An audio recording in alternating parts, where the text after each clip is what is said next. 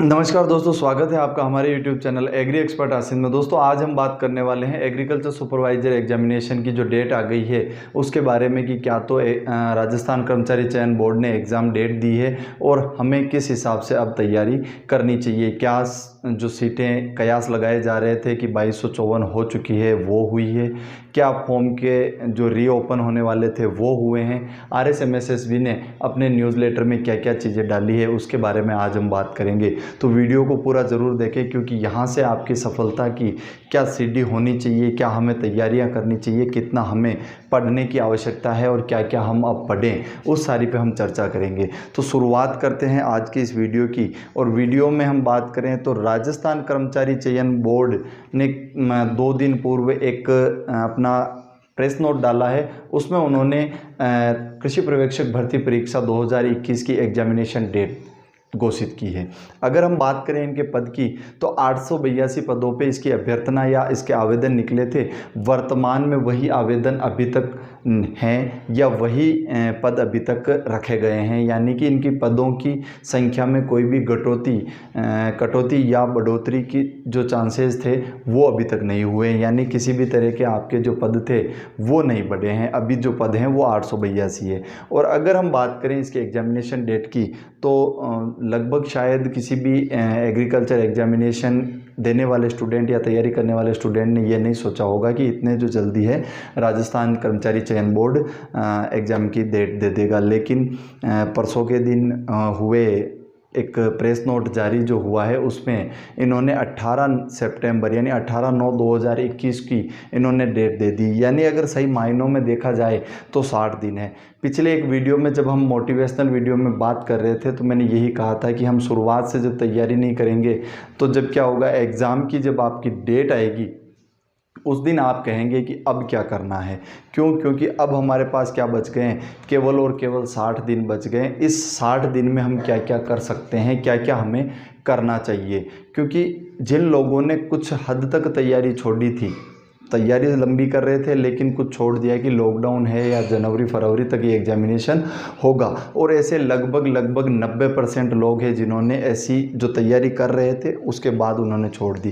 केवल 10% लोग हैं जो अभी भी रेगुलर थे। जो रेगुलर हैं वो रेगुलर रहें, उन्हें कोई प्रॉब्लम नहीं है क्योंकि वो शुरू से रेगुलर थे। जितना आप रिवाइज कर सकते हैं उतना कीजिए, जितना आप MCQ निकाल सकते हैं उतने निकालिए, और जितना OMR सीट पे कोशिश कर सकते हैं जो लोग रेगुलर हैं उनके लिए ये बात है। जो लोग थोड़ा सा ब्रेक करके आए हैं या थोड़ा बहुत उन्होंने ब्रेक किया है उन्हें ज़रूरत है थोड़ा बूस्ट करने की। कोशिश करें कि अपने टाइमिंग को वो बढ़ा पाए, जितना एग्जामिनेशन में अपने को टाइम देना चाहिए पर्टिकुलर सब्जेक्ट वाइज उसको आप देवें। उसके बाद बात अब उनकी है जो भरोसे बैठे थे एग्जामिनेशन डेट की। हालांकि जो आपकी सफलता है वो आप बहुत शॉर्टकट में तो नहीं निकाल सकते, लेकिन मैं किसी को डिमोरलाइज नहीं कर रहा हूँ। आप अभी भी तैयारी कर सकते हैं। किस हद से करनी है, हमें शुरुआत से लेकर हमें बहुत ज़्यादा मेहनत करनी पड़ेगी, सोना कम करना पड़ेगा, या जो सुख सुविधाओं का जो उपयोग हम कर रहे थे वो कम करना पड़ेगा। अब उनको कम करने के बाद हम क्या करें, जो सब्जेक्ट हैं जब हम लंबी तैयारी करते हैं वहाँ पे क्या होता है, जब हम हमारे सब्जेक्ट में राणा सांगा है और राणा सांगा के बाद सीधे प्रताप है, तो हमने अगर छोटा मोटा उदय सिंह का पार्ट या हमने आगे आते हुए जो इंटरेस्टिंग टॉपिक लगा उसको अगर कनेक्ट करने के लिए पढ़ लिया बहुत अच्छी बात है। लेकिन अब जब समय कम है, टू द पॉइंट बात करें कि हमें क्या पढ़ना है उसी की बात करनी है और हमें कितना पढ़ना है उसी की बात करनी है। तो सभी सब्जेक्ट जो हैं उनको हमें समय देना है। क्या होता है, कभी कभी हिस्ट्री में बहुत अच्छा हमारा चल रहा है तो हम हिस्ट्री को बहुत अच्छी टाइम दे देते हैं, लेकिन हम वहीं आर्ट एंड कल्चर को टाइम नहीं देते हैं, वहीं हम हिंदी को टाइम नहीं दे पाते हैं, या हम फिर एग्रीकल्चर के तीनों सब्जेक्ट में से हॉर्टी को दे दिया, एग्रोनॉमी को नहीं दिया। तो 5 सब्जेक्ट आपके बनते हैं, पांचों सब्जेक्ट को आप कंप्लीटली टाइम दीजिए। फिर उसके बाद अगला टॉपिक पॉइंट है कि जितना जल्दी आप अपना पाठ्यक्रम पूरा कर सकते हैं, सिलेबस लेके बैठिए, पॉइंट टू पॉइंट आप नोट्स जितना लिख सकते हैं, जितना टॉपिक या जितना जिस तरह से आप पढ़ते हैं भले पढ़ के पढ़ें।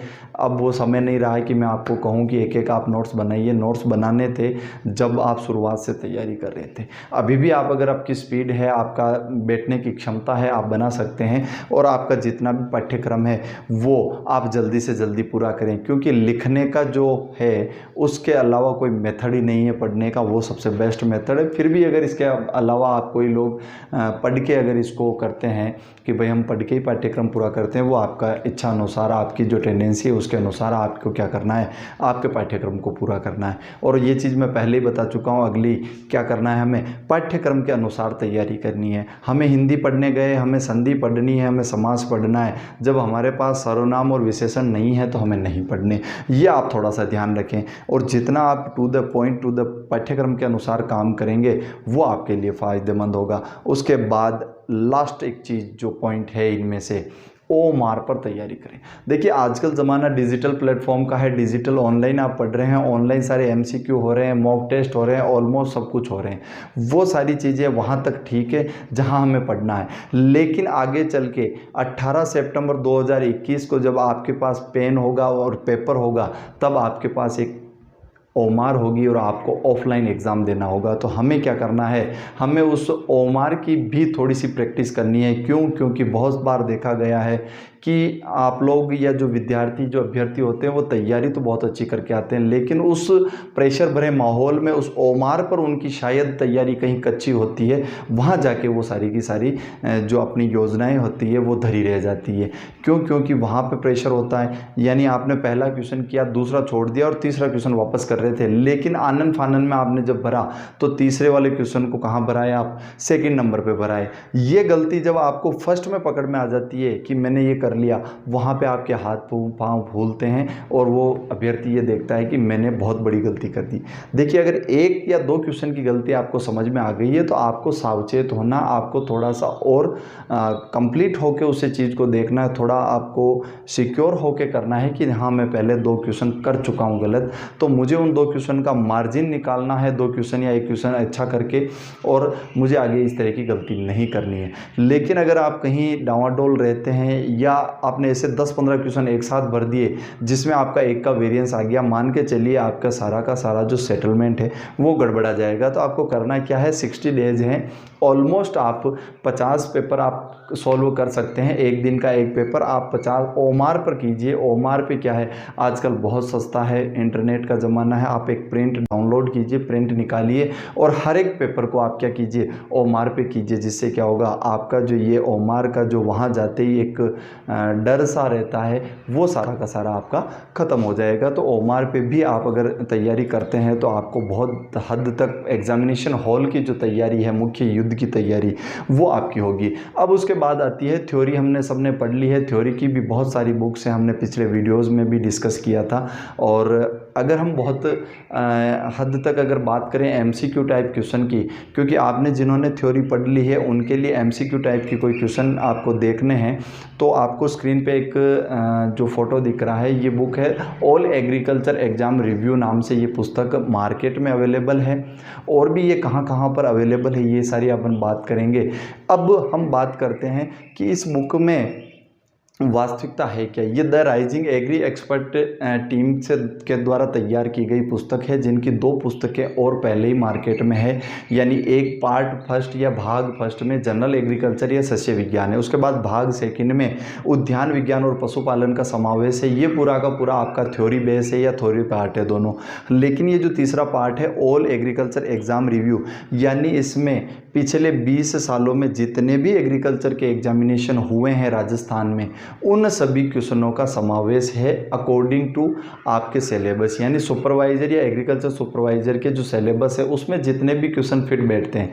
यानी अगर इस पुस्तक में AO के एग्जामिनेशन या AO का पेपर भी लिया गया है तो केवल और केवल उन्हीं क्वेश्चनों का समावेश किया है जो हमारे 3 सब्जेक्ट से बिलोंग करते हैं या हमारे पाठ्यक्रम से बिलोंग करते हैं। ARO का भी लिया है तो उसी पाठ्यक्रम के अकॉर्डिंग लिया है। जेड के इसमें पेपर हैं। पिछला एग्रीकल्चर सुपरवाइजर जो राजस्थान कर्मचारी चयन बोर्ड ने करवाया करवाया था उसके पेपर हैं, एक पेपर पशुधन सहायक का है क्योंकि हमारे एनिमल हस्बेंड्री के क्वेश्चन वहाँ से पुट होते हैं। इसके अलावा अभी तक जितने भी राजस्थान एग्रीकल्चर कॉलेजेस जो हैं वहाँ से जितने भी एग्ज़ाम हुए, वो भले कृषि पर्यवेक्षक के हुए हों, वो भले टेक्निकल असिस्टेंट के हुए हों या फार्म मैनेजर के, सारे के सारे जो प्रश्न पत्रों का जो है समावेश यहाँ पे है। ये आपके लिए जो एग्जामिनेशन हुए हैं, जो डेट आई है उसके अकॉर्डिंग ये बिल्कुल फिट पुस्तक है। क्यों? क्योंकि इसमें 50 क्वेश्चन पेपर है। आपको क्या करना है, रोज़ का एक पेपर, क्योंकि यहीं से कहीं ना कहीं बहुत इंपॉर्टेंट क्वेश्चनों का वापस रिपीट होने के चांसेस बहुत बार बनते हैं। तो हमें एक आइडिया लगता है कि कौन सा क्वेश्चन आया हुआ है। तो अगर इस पुस्तक की बात करें तो 50 क्वेश्चन पेपरों का समावेश हमने इसमें किया है और लगभग बहुत ज़्यादा इसके जो हल प्रश्न पत्र हैं उसमें ऑथेंटिक आंसर्स की हमने समावेश किया है। फिर भी आप केवल क्वेश्चनों को आधार मानकर ओमार पे इसकी प्रैक्टिस कर सकते हैं। अब बात आती है ये पुस्तक आपको मिलेगी कहाँ या कौन कौन से पेपर हमने डाले हैं। तो हम बात कर लें कृषि पर्यवेक्षक भर्ती परीक्षा 2012, 2013, 2015 और 2018, ये जितनी भी भर्तियां राजस्थान सरकार कृषि विभाग की हुई है इनके पेपर यहाँ पर है। उसके बाद अगर हम बात करें तकनीकी सहायक 2018 जो सभी यूनिवर्सिटियों ने कराया है वो इसमें है, पशुधन सहायक 2018 वो इसमें है, और राजस्थान लोक सेवा आयोग के जितने भी पेपर हैं पिछले 10-15 सालों में वो सारे पेपर इसमें इंक्लूड हैं। इसके अलावा जो जेट संयुक्त प्रवेश परीक्षा है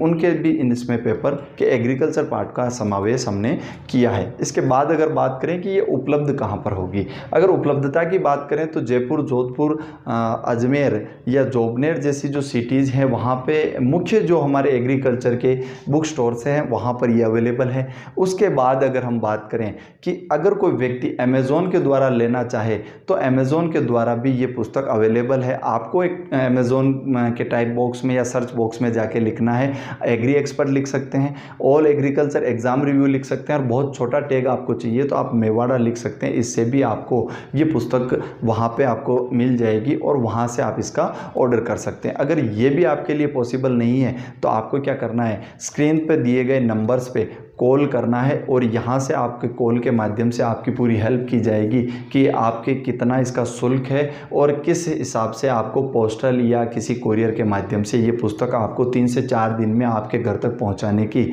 कोशिश की जाएगी। तो अगर ये पुस्तक आप लेना चाहते हैं तो आप अपने बुक स्टोर से ले सकते हैं, आप अमेज़ॉन से खरीद सकते हैं, या फिर आप डायरेक्ट इन नंबर पर कॉल करके आप ये पुस्तक परचेज कर सकते हैं। तो दोस्तों ये था पूरा का पूरा हमारा जो व्यू है कि हमें अब जो ये प्लान है, क्योंकि प्लान जो आप लेके चल रहे थे कि वो थोड़ा लंबा लेके चल रहे थे, लेकिन सडनली जब राजस्थान कर्मचारी चयन बोर्ड ने आपको एग्जामिनेशन डेट थोड़ा जल्दी दे दिया है, 60 दिन का हमारा समय है, तो हम उस हिसाब से पढ़े कि 60 दिन में हम कवर अप कर पाएँ हमारे पाठ्यक्रम को, उसके बाद हम कुछ हद तक रिवाइज कर पाएँ। तो आपका जो बोरिंग टाइम होता है उसमें आप पेपर किसी भी पेपर MCQ की आप बुक लाइए, ये ले सकते हैं Rajasthan all agriculture exam review. इसके अलावा बहुत सारी मार्केट में किसी को भी लेके आइए। क्वेश्चन हालांकि सभी लेखक और सभी पुस्तकों में कोशिश की जाती है कि उनके आंसर सही ढंग से दिए जाएं, लेकिन कई बार टाइपिंग मिस्टेक्स हो सकती है। आपने जो अपना पढ़ा है मैटर उसके बिहाफ पे आपको केवल क्वेश्चंस पुट करने हैं। फिर भी अगर आंसर्स में आपको कहीं प्रॉब्लम होती है तो आप जिन टीचर से पढ़ रहे हैं उनसे कंसल्ट कीजिए, जहाँ कहीं से सर्च कीजिए। और भी कहीं प्रॉब्लम आती है तो स्क्रीन पे आपके पास नंबर है, वहाँ से आप मुझे व्हाट्सअप कर सकते हैं। आपकी यथासंभव जो भी कन्फ्यूज़न होगा उसको क्लियर करने की कोशिश एग्री एक्सपर्ट टीम के द्वारा की जाएगी।